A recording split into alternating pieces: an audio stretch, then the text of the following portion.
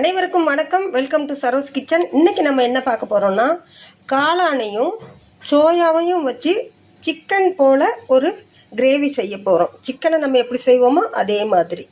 இதுக்கு தேவையான பொருட்கள் என்ன, இதை எப்படி குக் பண்ணலாம் அப்படின்றத நம்ம இப்போ பார்க்கலாம்.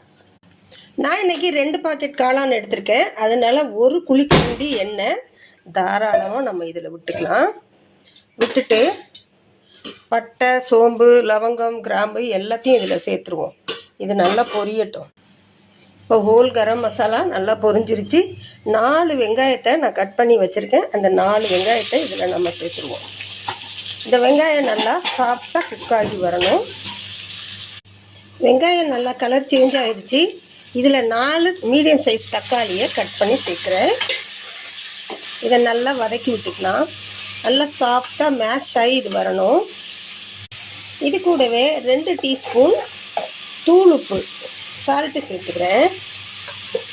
அது கூடவே 2 டீஸ்பூன் இஞ்சி பூண்டு பேஸ்ட் சேர்த்துக்கலாம்.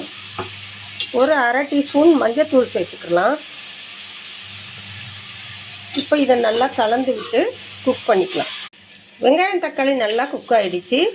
இதில் நம்ம சிக்கன் மசாலா 2 டீஸ்பூன் சேர்த்துக்கிறோம். இதை நல்லா கலந்து விட்டுக்கிறலாம். 1 டீஸ்பூன் காஷ்மீரி சில்லி, 1 டீஸ்பூன் கொத்தமல்லி தூள், இது சோம்புத்தூள், இது ஜீரகத்தூள். இதை இதில் சேர்த்துருவோம். சேர்த்துட்டு நல்லா கலந்து விட்டுக்கலாம். இப்போ இந்த மசாலா கருகாமல் இருக்கிறதுக்கு 1 டம்ளர் தண்ணி சேர்க்குறேன். நான் தண்ணி சேர்த்துட்டு இந்த மசாலாவுடைய பச்சை வாசனை போகிற வரைக்கும் இதை நாம் குக் பண்ணணும்.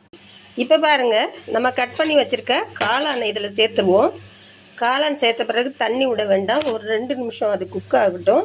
அதிலிருந்தே தண்ணி வரும். இப்போ இதை நல்லா நாம் கலந்து விட்டுக்கலாம். அது கூடவே நம்ம வேக வச்சு தண்ணியெல்லாம் நல்லா புழிஞ்சு வச்சுருக்கோம்.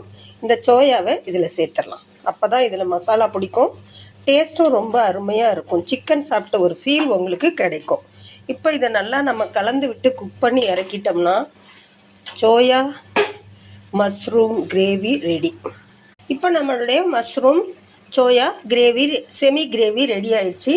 இதில் நம்ம 1 டீஸ்பூன் பெப்பர் தூவிட்டோம். அவ்வளவுதான். இப்போ ஸ்டவ் ஆஃப் பண்ணிடலாம். பிளேட்டிங் பண்ணிடலாம். மிகவும் சுவையான சூப்பரான மஷ்ரூம் சோயா கிரேவி ரெடி ஆயிடுச்சு. நீங்களும் ட்ரை பண்ணி பார்த்துட்டு கமெண்ட்டில் சொல்லுங்கள். எப்படி இருக்குது தீக்ஷி? நல்லா இருந்துச்சு பை.